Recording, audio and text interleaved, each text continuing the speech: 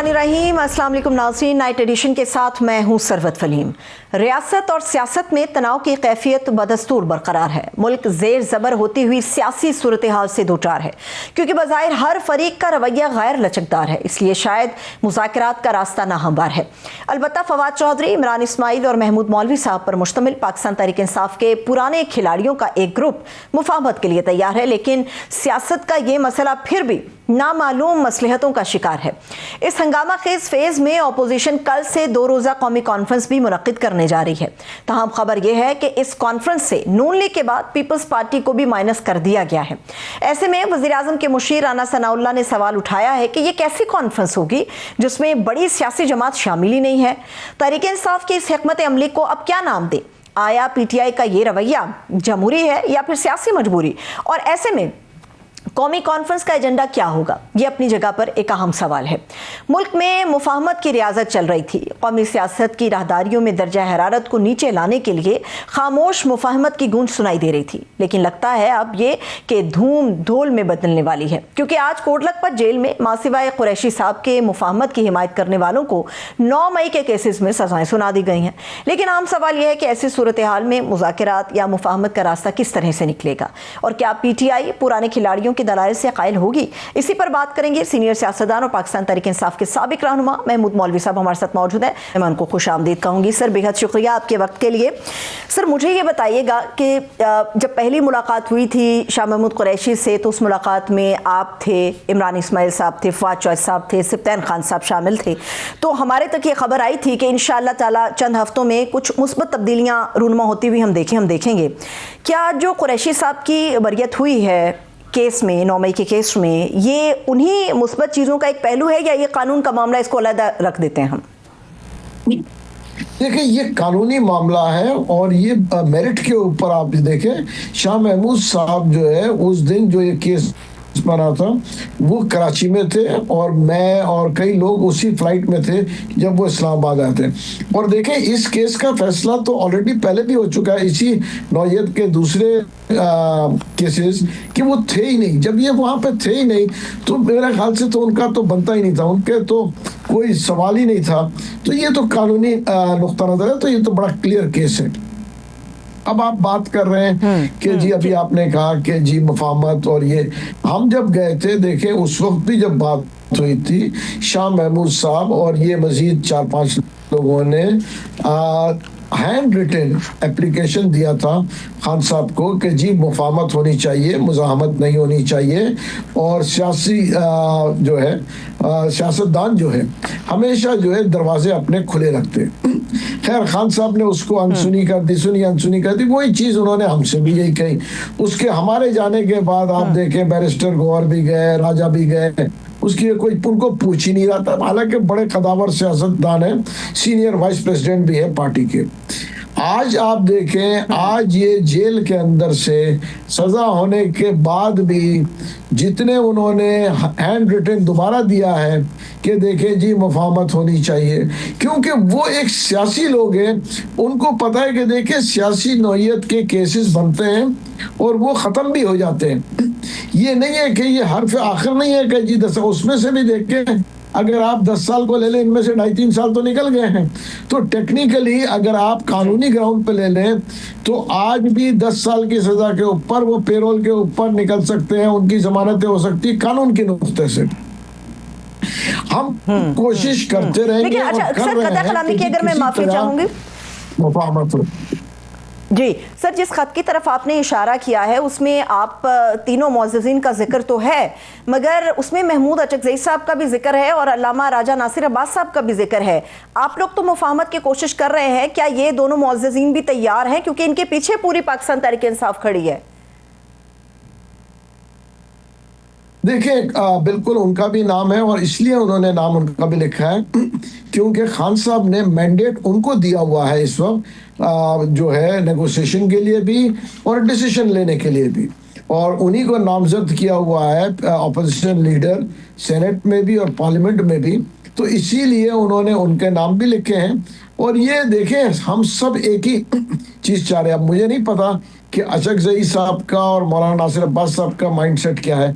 हमारा माइंडसेट तो हम तीनों का बड़ा क्लियर है, बल्कि हमारे साथ और भी 10-15 लोग से ज़्यादा इस वक्त हैं जो कि पीटीआई के इस वक्त के भी ओहदेदार हैं, और भी जो है जो कि पीटीआई छोड़ चुके हैं वो भी साथ हैं। हम इस वक्त नाम डिस्क्लोज नहीं कर रहे, कुछ दिन में हम बाकायदा ये एक प्रेस कॉन्फ्रेंस करेंगे और उसको भी हम जो है ओपन करेंगे कि कौन कौन हमारे साथ है। देखिए वो यही लिख रहे हैं कि जी मुफाहमत होनी चाहिए। ये तो सर बड़ा राज होगा, सर ये तो बड़ा राज होगा कि बहुत सारे नाम जो पीटीआई के इस वक्त हैं वो भी उनमें से 10-15 लोग ऐसे हैं जो मुफाहमत की कोशिशों में आपके साथ हैं। बस इतना बता दीजिए कि उनका ताल्लुक खैबर पख्तूनख्वा से है या फिर नहीं, तो हमें थोड़ा अंदाजा हो सकेगा। देखिए मैं आपको बताऊं, खैबर पख्तूनख्वा से भी है, पंजाब से भी है और दूसरे शहरों से भी है। आप ये देखें कल कितनी खुशाइन बात हुई है परसों कि सीएम केपीके ने वो सारी चीज़ें जो कि सूबे के इंटरेस्ट में था उसको अग्री किया है। ड्रोन हम लोग वाला अग्री किया, ड्रोन्स का यूज़ अग्री किया, अफगानिस को भेजने का वो अग्री किया, और भी छोटे छोटे इश्यूज थे उनको अग्री किया जो है अपने सूबे के मफाद में। आप ये देखें ये पार्टी पॉलिसी तो नहीं थी, पार्टी पॉलिसी तो ये थी कि जी ड्रोन्स को हम अलाउ ही नहीं करेंगे, पार्टी पॉलिसी थी कि अफगान को तो जाना नहीं चाहिए, लेकिन सीएम ने ये डिसीजंस लिए।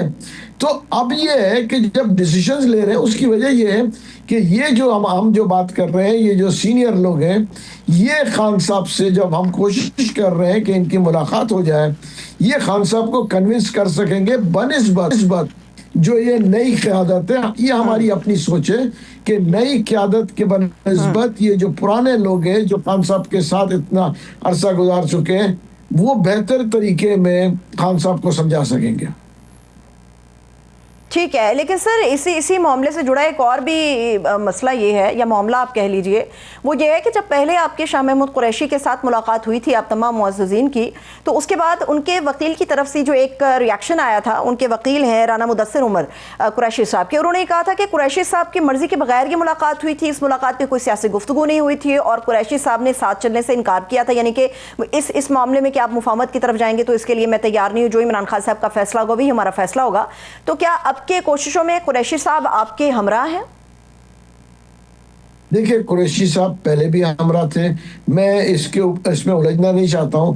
आप मुझे बताएं ना, मैं 45 मिनट बैठा था कुरैशी साहब के साथ, मैं, इमरान इस्माइल, फवाद चौधरी, कोई हम 5 मिनट तो नहीं बैठे थे ना, और हम बैठ के डिस्कशन कर रहे थे। और देखिए मैं इस चीज को देखें अभी मजीद इसको मैं इसमें उलझना नहीं चाह रहा हूँ। और आपने ये देखा उसके बाद कुरैशी साहब कितने बार आए, अगर कोई खुदा न खास्ता ऐसी बात होती तो वो एक स्टेटमेंट उसी वक्त खुद जारी कर लेते ना। कुरैशी साहब की तो कई लोगों से और मुलाकात हुई है। देखिए कुरैशी साहब एक जो है कदावर सियासतदान है, और सियासी लोग अपने दरवाजे कभी बंद नहीं रखते। सियासत में जो है हमेशा दरवाजे खुले रहते हैं, और मुफाहमत भी होती है, बातचीत भी होती है। और देखें हमेशा सियासतदान ये सोचता है कि देखें आज नहीं तो कल ये चीज़ जो है तकमील तक पहुंचेगी। देखिए ये ज़रूरी नहीं है कि अगर एक दफ़ा हमने कोशिश की, मिसाल दे रहा हूँ कि मुफाहमत की तो वो फेल हो गई तो हम कहेंगे जी छोड़ दें। नहीं जी, सियासत में ये चलता रहता है। और आप लोग कहते हैं कि जी इस्टेब्लिशमेंट और हुकूमत, हमने हुकूमत के लोगों से भी मुलाकात की। कल आप देखें राना सनाउल्लाह ने टीवी पे कहा कि जी मुलाकात हुई है, और मैं कहूँगा मैं उनको हाईली अप्रिशिएट करता हूँ कि उन्होंने अपने बड़ेपन का मुजाहरा किया। उन्होंने कहा देखें जी हम सियासी लोग हैं, हम चाहते हैं कि इसको सियासी हल हो इन चीज़ों का।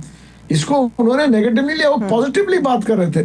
देखिए ये बड़ापन है, वो हुकूमत में बैठे हैं इस वक्त, वो कहने लगे जी हम जो है इसके ऊपर बात करने को तैयार है, व्हाई नॉट। ये तो देखें वो जो ट्वीट आ गया ना अभी, उसने जो है इसको हमको बैकफुट पे लेके आए, और ये सब जो है इस वक्त जो है मैं कहूँगा कि थोड़ी देर के लिए फ्रीज हो चुका है। इंशाल्लाह वो भी दोबारा से हम शुरू करेंगे। तो जब ये थोड़ा सा माहौल बेहतर हो जाएगा कुछ दिन में, हम इसको दोबारा शुरू करेंगे। चलिए हम उम्मीद कर सकते हैं कि कुछ दिनों में हालात कुछ साजगार होंगे। लेकिन सर, जिस तरह से आप राना सनाउल्लाह साहब की बात कर रहे हैं, स्पीकर ऑफिस में आप लोगों की मुलाकात हुई और सियासी लोग अपने दरवाजे कभी भी बंद नहीं करते, लेकिन मसला ये है कि इस सियासी मुलाकात का एजेंडा क्या था? इमरान खान साहब की रिहाई थी, तो एक तासुर यह है कि इमरान खान साहब को एक सियासी कीमत चुकाने के लिए तैयार किया जाएगा, चंद साल के लिए खामोशी, या हुकूमत इन काविशों में किस हद तक आप लोगों के साथ आगे बढ़ने के लिए तैयार है? क्योंकि पीटीआई के जो डेलीगेशन की मुलाकात स्पीकर साहब के साथ कुछ अर्सा पहले हुई थी, तो उसमें ये क्लेम किया गया था कि स्पीकर साहब ने कहा जी हमारी कुछ सियासी मजबूरियां हैं। हुकूमत के साथ इस मुलाकात का एजेंडा क्या था? खान साहब की रिहाई थी, सियासी माहौल को थोड़ा बेहतर करना इसका मकसद था, या कुछ और मकासद थे? देखिए, इसका मकसद यही था कि जी इस वक्त जो सियासी टेम्परेचर है इसको नीचे लेके आए। और आपको मैं बता दूं, जब तक ये सियासी टेम्परेचर नीचे नहीं आएगा, जो है स्टेबिलिटी जो आ रही है, हम इसमें बेहतरी चाहते हैं। इसीलिए हम ये टेम्परेचर को नीचे लेके आना चाहते हैं। हम पीटीआई के उन लोगों से भी बात कर चुके हैं जो कि बैरून मुल्क बैठे, जो अमेरिका में है, कनाडा में है, और जो ऑलरेडी मेरे ख्याल से उनमें से कई लोग, तो अभी जो डेलीगेशन आया था उसमें खान साहब से जो मुलाकात करने के, वो भी मौजूद है। मैं नाम किसी का नहीं लूँगा, मगर उनमें से कई लोग हमारे साथ मौजूद हैं इसी चीज़ को लेके आगे चलने में, कि जी कोशिश करते हैं कि मुज़ाहमत का रास्ता न लें और मुफाहमत का रास्ता लें। ठीक है। लेकिन सर, वैसे इस मामले में मुझे आज कोट लखपत से आने वाला वो खत याद आ गया। उसका उन्वान बड़ा दिलचस्प था, ना मुफाहमत ना मुज़ाहमत, सिर्फ सियासत। लेकिन हमें ये समझने में बड़ी मुश्किल हुई कि सियासत फिर किसका नाम है? ना मुफाहमत ना मुज़ाहमत, तो फिर सियासत क्या होगी? अब मुझे ये बताइएगा, 3 फरीक हैं सर पाकिस्तान में जो सबसे ज़्यादा इंपॉर्टेंट है इस पूरे सिनेरियो में। हुकूमत है, इस्टेब्लिशमेंट है, पाकिस्तान तहरीक इंसाफ, या फिर इमरान खान साहब कह लीजिए। 2 फरीक यानी हुकूमत और इस्टेब्लिशमेंट अगर कोई रिलीफ दिखाने के लिए तैयार होती है, तो पाकिस्तान तहरीक इंसाफ रिलीफ किस तरह से दिखाएगी? जो जलसे हुए हैं अभी कुछ रोज पहले, उसमें तो बड़ा सख्त किस्म का बयानिया लिया गया है, तो इसमें रिलीफ पीटीआई तो देती हुई महसूस नहीं होती, तो फिर आप लोगों की काविशें क्या रंग लेकर आएंगी?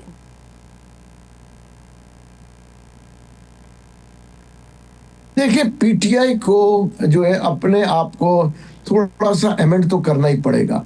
देखिए ना, उसकी वजह यह है कि आप जो है हुकूमत वक्त के जो है ना, आपने अपने सारी कोशिशें करके देख ली। देखिए, अगर आप मज़ीद इसमें जो है आप ये समझेंगे कि जी हम मज़ीद जो है हंगामाराई करेंगे, तो देखिए कोई भी हुकूमत होगी वो अपने रेट को मनवाएगी। जहाँ तक आप बात कर रहे हैं इस्टेब्लिशमेंट का, इस्टेब्लिशमेंट बहुत क्लियर है। हर वो चीज़ जो मुल्क के मफाद में होगा और अवाम के मफाद में होगा, इस्टेब्लिशमेंट उसके साथ खड़ी है। जो मुल्क के मफाद में हो और अवाम के मफाद में हो, इस्टेब्लिशमेंट इसी का नाम है।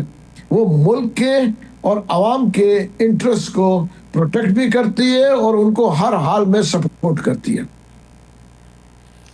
ठीक है, ठीक है। अब सर, इसमें एक इम्पॉर्टेंट चीज़ जो आपके ज़रिए ही डेफिनेटली हमारे तक पहुंची, वो ये थी कि मिस्टर गौहर साहब जो हैं वो इस टेम्परेचर को डाउन करने के लिए एक ऐसी कमेटी बनाने जा रहे हैं, या शायद गालिबन उन्होंने बना ली होगी, जो पाकिस्तान तहरीक इंसाफ के ट्वीट्स को देखेगी।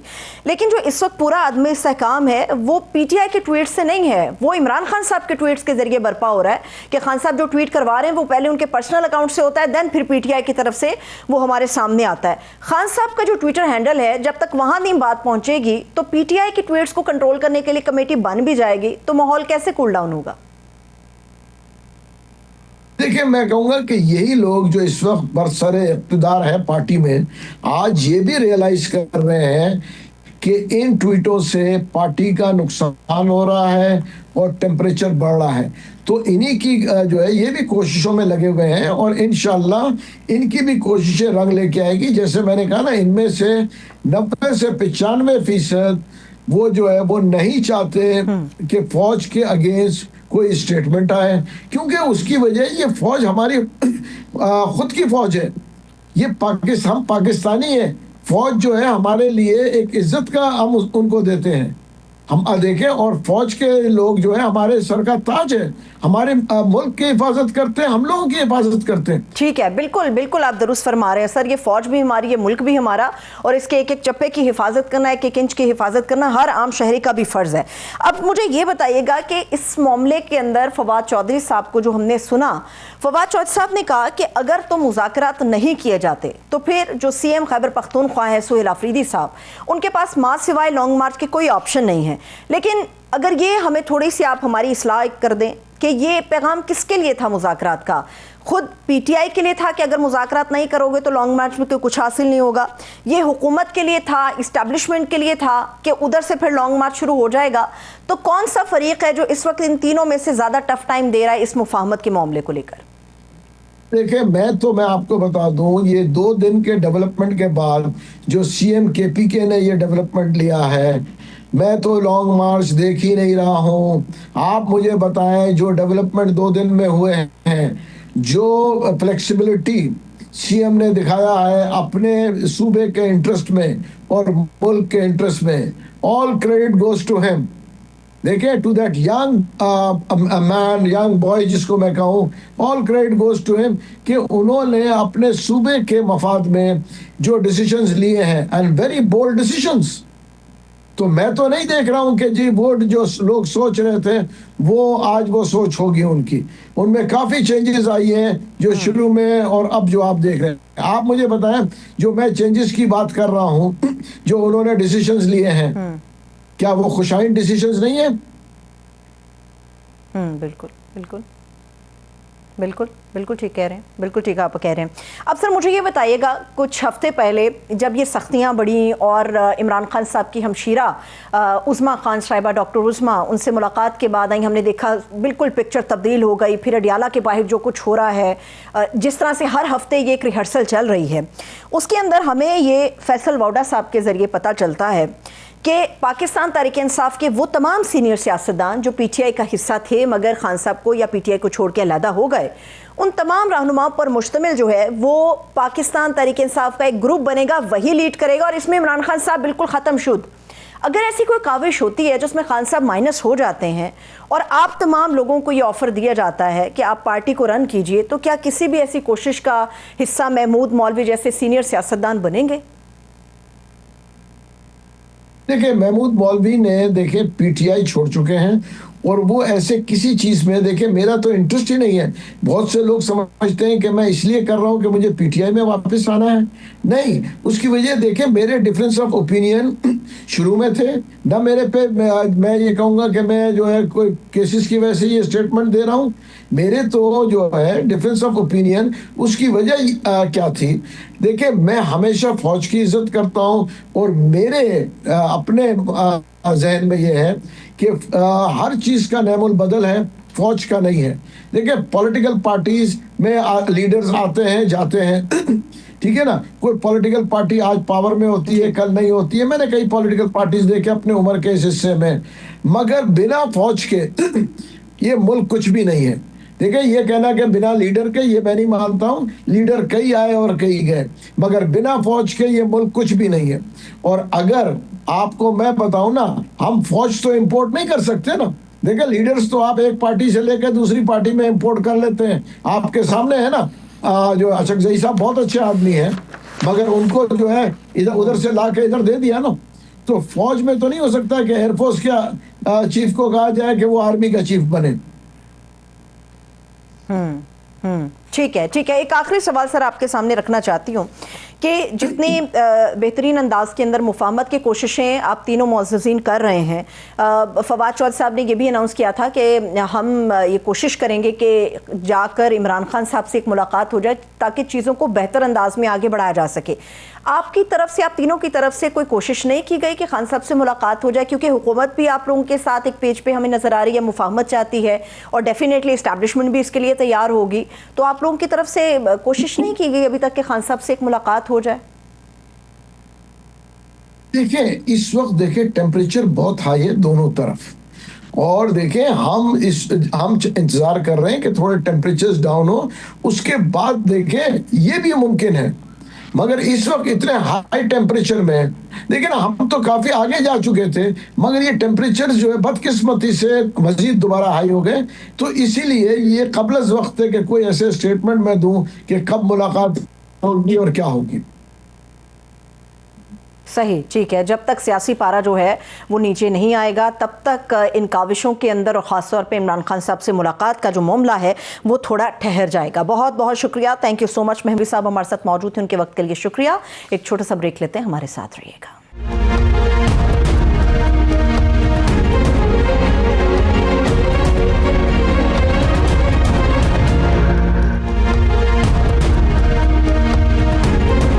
के बाद एक मरतबा फिर से खुशामदीद कहेंगे। मुल्क में जारी सियासी भौंचाल के बीच मुज़ाकरात के स्टेज और मुफाहमत के फेज की बातें चल रही हैं, मगर सियासी हालात का जबर तहरीक इंसाफ के लिए एक और बुरी खबर लेकर आया है, जब लाहौर की इंसदादे दहशतगर्दी अदालत ने डॉक्टर यास्मीन राशिद, मियां महमूदुर रशीद, एजाज चौधरी और उमर सरफराज चीमा को 10-10 साल कैद की सजा सुना दी। बज़ाहिर ये फैसला तहरीक इंसाफ के लिए एक बड़ा धचका नजर आ रहा है। कौमी सियासत में खामोश मुफाहमत की भी गूंज है। खबरें ये भी आ रही हैं कि तवज्जो अडियाला जेल की बजाय कोट लखपत की जानिब मरकूज है। पुरानी पीटीआई से निकलने वाला एक मुफाहमती ग्रुप भी मुतहरक नजर आ रहा है, जबकि एक आला ओहदेदार और सरकार के शराकतदार भी खबरों में हैं। आखिर ये कोशिशें किस अमर का शाखसाना है, हकीकत भी है या फिर महज एक फसाना है? क्योंकि तहरीक इंसाफ मैदान में तो है मौजूद, मगर सियासी मतला बदस्तूर अबर आलूद। उधर जेल के दंगल में एक और मंगल बगैर मुलाकात के गुजर गया। यहाँ सवाल ये भी है कि जब मुलाकात की इजाजत ही नहीं तो पीटीआई को सियासत के लिए स्पेस कैसे मिलेगी? ताहम तहरीक इंसाफ की सियासत अपने तई आबोताब से जारी है और कल से बड़ी कौमी कॉन्फ्रेंस की भी तैयारी है। ताहम पीटीआई मुस्लिम लीग नून के बाद ना जाने पीपल्स पार्टी को भी मदऊ करने से क्यों इनकारी है। एक आम सवाल ये भी है कि ऑपोजिशन अलायंस पीपल्स पार्टी से राब्ते के फैसले से आखिर पीछे क्यों हट गया? क्या वजह है कि सिर्फ मखसूस जमातों को ही इस कौमी कॉन्फ्रेंस में मदऊ किया जा रहा है? सीनियर सियासतदान मोहम्मद अली दुरानी ने तो इस कौमी कॉन्फ्रेंस पे इतना सख्त सवाल उठा दिया, ये तक कह दिया कि कौमी कॉन्फ्रेंस हुकूमत के खिलाफ कोई महाज नहीं बल्कि माइनस इमरान खान साहब फॉर्मूले का एक आगाज है। ऑपोजिशन की कौमी कॉन्फ्रेंस, नून लीग माइनस, पीपल्स पार्टी भी साइडलाइन। क्या ऑपोजिशन जमातों का ये इकट्ठ हुकूमत को दे सकेगा कोई टफ टाइम? इसी पर बात करेंगे। तहरीक इंसाफ के सीनियर रहनुमा है, रुकने कौमी असम्बली इकबाल खान आफरीदी साहब हमारे साथ मौजूद है। मैं खुश आमदीद कहूँगी। बहुत बहुत शुक्रिया इकबाल खान आफरीदी साहब आपके कीमती वक्त के लिए।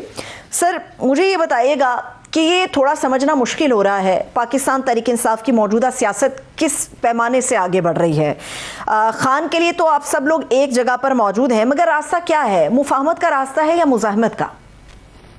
देखिए, सबसे पहली बात तो ये है कि तहरीक इंसाफ एक उसूली सियासत और मुल्क के आईन और कानून की हुक्मरानी और मुल्क की हकीकी आज़ादी के लिए तहरीक चला रही है।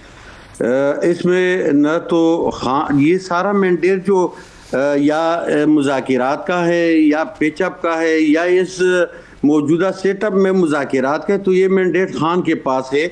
वो बानी चेयरमैन है और उनको ये इख्तियार हासिल है कि हमने क्या करना है। लिहाजा हम दो चीज़ों पे फोकस हमारी है। एक तो ये है कि खान की रिहाई है, दूसरी जो जुल्म और जबर शुरू है पूरे पाकिस्तान में। आप देखें कि मंगल वाले दिन एक जेल मैनुअल के तहत वो अदालत के डायरेक्शन पे उनकी बहनें जाती है और वो खान से मुलाकात के लिए जाती है, अपने भाई की मुलाकात।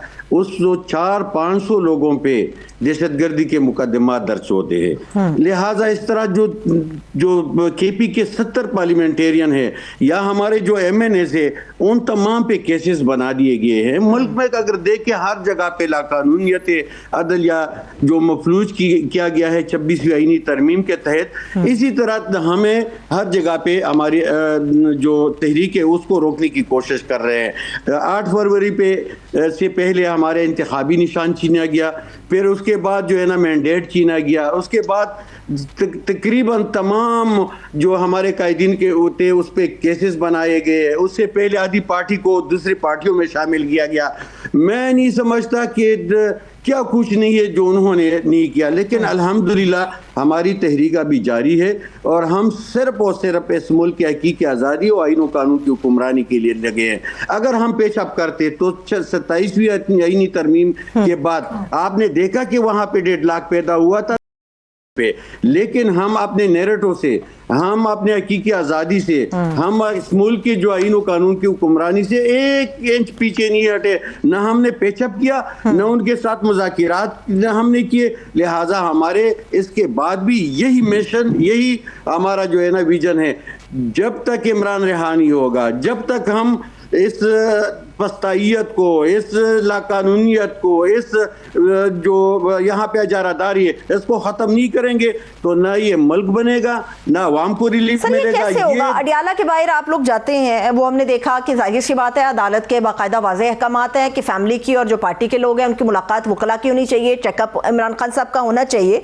मगर उसमें जो खदशा हुकूमत बताती है वो ये कहती है कि जब भी मुलाकात करके कोई बाहर आता है तो खान साहब का पैगाम इस नौयत का होता है कि मुल्क के अंदर अफरा तफरी मचती है। दूसरी बात यह है कि अडियाला के बाहर जिस तरह वाटर कैनन का इस्तेमाल हो रहा है, जिस तरह से वहां पर जो धरना मुख्तसर अलामती तौर पर देने की कोशिश की जाती है, उसको डिस्पर्स करने की कोशिश की जाती है, इस सारे का नतीजा वो कह रहे हैं ये निकल सकता है अगर आप लोग बाज ना आए तो खान साहब को मुंतकिल कर देंगे अडियाला से।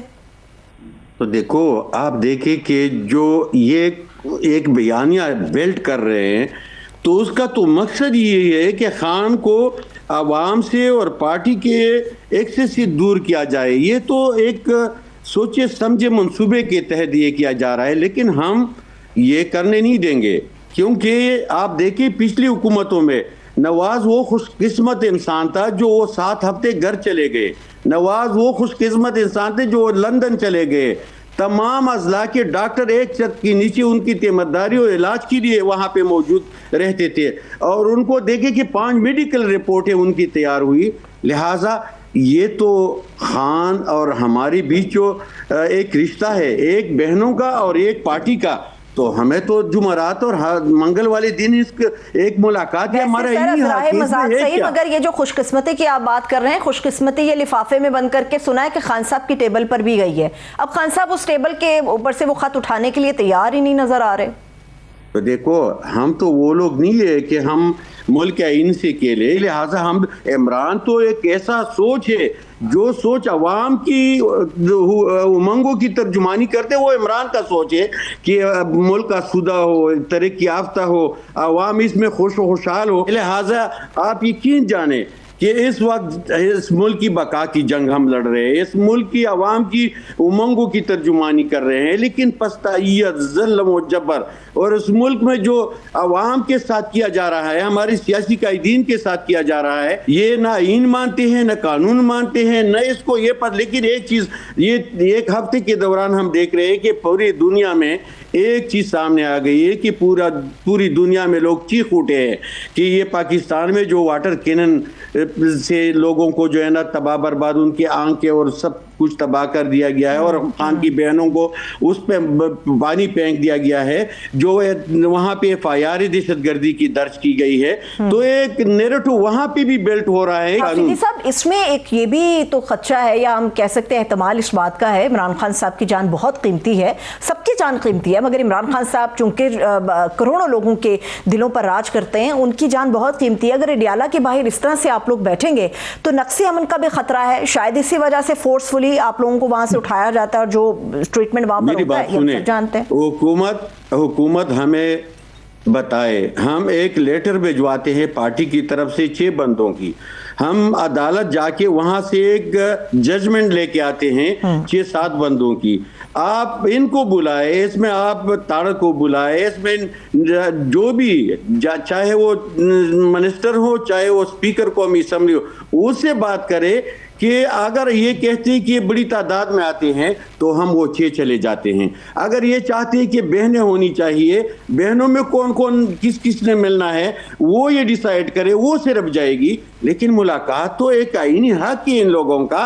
अगर इनका इतराज़ है कि वहाँ पे लोगों का कारोबार मुतासर होता है तो हम बिल्कुल जाएंगे नहीं। लेकिन ये तो हमें श्योरिटी दे कि अदलिया के फैसले के बाद, या हमारे जो वज़ीर-ए-आला खैबर पख्तूनख्वा है उनका आईनी हक, हमारे बहनों का आईनी हक, हमारे पार्टी के कायदीन का आईनी हक, ये तो हमें श्योरिटी दे कि हम ये उस दिन या जुमरात या मंगल वाले दिन ये मुलाकात करेंगे, हम ये यकीन दहानी करवाएंगे, हम एक बंदा इसके अलावा नहीं जाएंगे। और आप ये भी यकीन दहानी करवा देना अफरीदी साहब, आप लोग ये भी यकीन दहानी करा दें कि खान साहब से जब मुलाकात होगी तो बाहर आके नहीं गुफ्तगू करेंगे।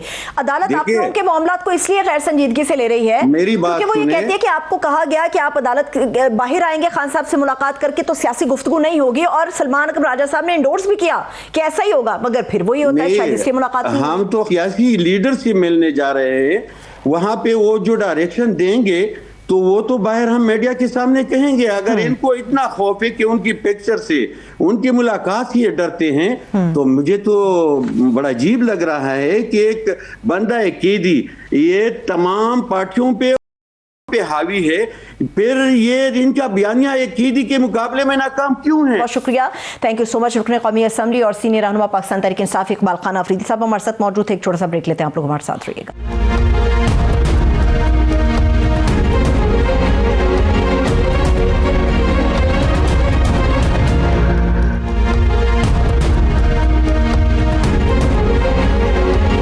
ब्रेक के बाद एक मरतबा फिर से खुश आमदीद कहेंगे। जस्टिस तारिक महमूद जहांगीरी के जाली डिग्री केस ने एक बार फिर से पाकिस्तान के अदालती निज़ाम और जजेस की जवाबदेही के तरीक़ेकार पर संजीदा सवालात खड़े किए हैं। इस्लामाबाद हाई कोर्ट के चीफ जस्टिस ने पहले जस्टिस तारिक महमूद जहांगीरी को काम करने से रोक दिया और अब एक फैसले के तहत उन्हें इस बुनियाद पर नाअहल करार दिया कि वो बतौर जज तकर्री के वक्त LLB की दुरुस्त डिग्री नहीं रखते थे, लिहाजा उनकी तैनाती इब्तदाई से गैर कानूनी थी। बज़ाहिर ये एक सादा कानूनी नतीजा लगता है, लेकिन जब इस फैसले को आइन, अदालती नज़ीरों और जजेस की आइनी हैसियत के तनाजुर में परखा जाए तो मामला खासा पेचीदा मालूम होता है। आईन पाकिस्तान का आर्टिकल 209 ये कहता है कि एक कंफर्म जज को हटाने या नाअहल करार देने का जो वाहिद एक आइनी फॉरम है वो सुप्रीम जुडिशल काउंसिल है। ऐसे में ये जानना अहम होता है कि क्या एक हाई कोर्ट अपने ही जज को बराह रास्त नाअहल करार दे सकती है या ये इक़दाम आइनी हदूद से तजावुज़ करने के ज़ुमरे में आता है। यही वो नतीजा है जो इस फैसले को महज जाली डिग्री के केस से बढ़ाकर इदारा जाती तसादुम का मसला भी बयान करता है, क्योंकि फैसला आने से पहले ही justice Tariq Jahangiri, chief justice Islamabad high court justice Sarfaraz Dogar के खिलाफ सुप्रीम जुडिशल काउंसिल में एक दरखास्त दायर कर चुके थे, जिसमें चीफ जस्टिस पर ज़ेरे इल्तवा मुकदमे पर दबाव डालने और मिसकंडक्ट के इल्जामात आयद किए गए थे। अब इस फैसले के बाद इस दरख्वास्त का मुस्तकबिल क्या होगा? क्या सुप्रीम जुडिशल काउंसिल इस पूरे मामले को इदारा जाती सतह पर परखेगी? दूसरा निहायत अहम पहलू कराची यूनिवर्सिटी का वो बयान है जो एक दो नहीं बल्कि 33 साल के बाद सामने आया, जिसमें पहले डिग्री जारी की गई, फिर तवील अरसे बाद उसे मनसूख किया गया। क्या इतने तवील वक्फे के बाद तालीमी इदारे का मौक़िफ़ कानूनी तौर पर काबिल कबूल समझा जा सकता है? एक और दिलचस्प बात है वो ये कि वज़ीर ममलकत बराए कानून इंसाफ बैरिस्टर अकील मलिक खुद इस बात का एतराफ़ कर रहे हैं कि जस्टिस तारिक जहांगीरी के खिलाफ फैसला दुरुस्त फॉरम से नहीं आया और सही रास्ता सुप्रीम जुडिशल काउंसिल ही था। माजी में जस्टिस शौकत सिद्दीकी की मिसाल हमारे सामने है, जिन्हें पहले ओहदे से हटाया गया, बाद में वो फैसला कलअदम करार पाया। अब जो नुक्ता है वो ये है कि क्या तारीख खुद को दोहरा रही है और क्या ये फैसला मुस्तकबिल में अदालती नज़ीरों और उसकी आज़ादी के लिए ख़तरनाक मिसाल बन सकता है? इस पर बात करने के लिए हमारे बड़े ही मोअज़्ज़ज़ मेहमान हैं, मैं उनका तारुफ करा देती हूँ। लाहौर हाई कोर्ट बार के सदर हैं माहिर कानून हसन रज़ा पाशा साहब हमारे साथ मौजूद हैं, मैं उनको खुश आमदीद कहूँगी। सर, सबसे पहले तो आपके वक्त के लिए बेहद शुक्रिया। अब सर, ये कज़िया तो हल हो चुका है कि जो दुरुस्त फॉरम था वो सुप्रीम जुडिशल काउंसिल था। जो नुक्ता है वो ये है कि अभी शौकत सिद्दीकी साहब के भी केस की मैंने एग्जांपल दी, जो हमारा मुस्तकबिल करीब है उसमें इस फैसले को किस तरह से देखा जाएगा? क्या ये एक कंट्रोवर्शियल तस्वुर किया जाएगा, मुतनाज़े फैसला होगा, या फिर हम इसे गलत फैसले के तौर पर देखेंगे अपने मुस्तकबिल करीब में? बिस्मिल्लाहिर्रहमानिर्रहीम। देखें जी, ये फैसला तो हमेशा से मुतनाज़ा ही तस्वुर किया जाएगा। उसकी कुछ वजूहात तो आपने अपने इंट्रो में बयान कर दी और वो बिल्कुल दुरुस्त है कि आर्टिकल 209 कॉन्स्टिट्यूशन ऑफ पाकिस्तान ही वो वाहिद ज़रिया है जिसके तहत आप किसी कंफर्म जज को अपने ओहदे से हटा सकते हैं। और अभी आपने देखा होगा माजी करीब में, यानी साल सवा साल पहले की बात है, कि सुप्रीम कोर्ट ऑफ पाकिस्तान के एक जज जस्टिस मज़हर अली अकबर नकवी को इसी प्रोसेस के तहत आर्टिकल 209 इन्वोक करते हुए अपने ओहदे से सबकदोश कराया गया, क्योंकि उन पे कुछ मिसकंडक्ट और करप्शन के इल्जाम थे। तो मीनिंग देयर बाई कि आर्टिकल 209 उस वक्त इन्वोक होता है जब किसी जज पे मुख्तलिफ इल्ज़ामात हों, मसलन कि वो ज़हनी तौर पे दुरुस्त ना हो, ठीक ना हो, नंबर 2 करप्शन चार्जेस हो, नंबर 3 मिसकंडक्ट हो। अब ये तो चार्जेस इन पे नहीं लगाए गए।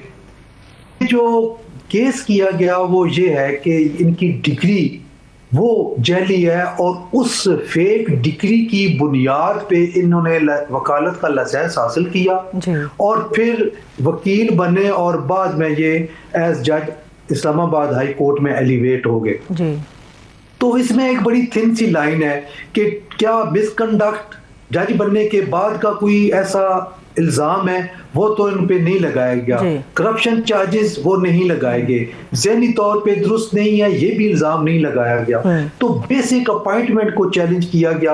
अब इसमें भी एक दूसरी सूरत है, वो आप देखेंगे कि सिंध हाई कोर्ट ने इसी मामले को टेक अप किया हुआ था और मामला सब जुडिस उसको हम कहते हैं, उसमें स्टेटस को दिया हुआ था। क्या उसकी मौजूदगी में इस्लामाबाद हाई कोर्ट इसको टेक अप करके ये डिसीजन कर सकती है? ये भी एक लम्हा फिक्रिया है और ये भी जब एपेलेट फोरम पे ये बात जाएगी तो इसको भी कंसिडर किया जाएगा कि अगर एक हाई कोर्ट ने कॉग्निजेंस ली है और उसमें रिस्ट्रेनिंग ऑर्डर पास किया है तो दूसरी हाई कोर्ट सेम एनोलॉजी पे कोई ऐसा ऑर्डर या ऐसी जजमेंट दे सकती है कि वो उसको अनडू करे और वो पेंडिंग रहे। सर कतरा कराने की माफी, लेकिन जो नकात आप बयान कर रहे हैं जिसमें सिंध हाई कोर्ट के हुक्म इम्तना के बारे में बात है, फिर सरफराज डोगर साहब के बारे में जो दरख्वास्त ऑलरेडी जहांगीरी साहब कर चुके थे, और फिर ये कि जी ये ट्रायल कोर्ट के अंदर जाना चाहिए था ना कि इस्लामाबाद हाई कोर्ट करेगा, तो बसद एहतराम मैं ये सवाल कर रही हूँ, तो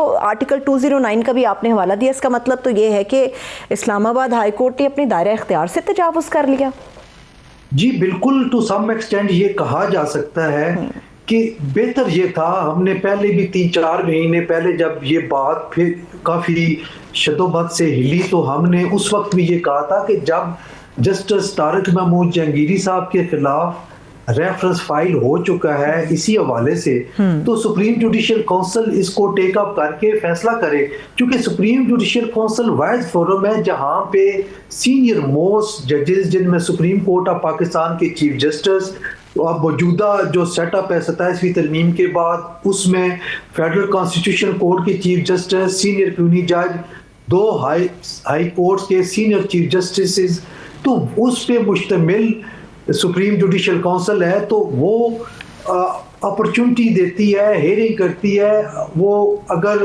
इल्ज़ाम लगाते हैं तो फिर आर्टिकल 10A के तहत उस जज साहब को सफाई का मौका भी दिया जाता है, डॉक्यूमेंट्री एविडेंस भी और ज़बानी एविडेंस भी ली जाती है, उसके बाद जो है वो उनका फैसला जो कि फाइनल होता है वो सादर होता है, आइदर वे जो भी होगा, और फिर वो ज़ाहिर है as Supreme Court of Pakistan में भी उसको चैलेंज किया जा सकता है, जिस तरह के हमने जस्टिस इफ्तिखार मोहम्मद चौधरी साहब के केस में देखा या जस्टिस काजी फाइजा साहब के केस में देखा, तो ये या जिस तरह हमने देखा मज़हर अली अकबर साहब के केस में देखा, तो ये सारी चीज़ें अपनी जगह पे मौजूद है, लेकिन एपेलेट स्टेज पे इन चीज़ों को लाजमी तौर पे कंसिडर किया जाएगा और किया जाना चाहिए कि क्या एक पटिशनर है उसने सुप्रीम कोर्ट ऑफ पाकिस्तान में सीनियरिटी की बुनियाद पे चीफ जस्टिस साहब के खिलाफ एक पिटीशन फाइल की है, तो क्या उनका या उनके वकला का इस हेयरिंग से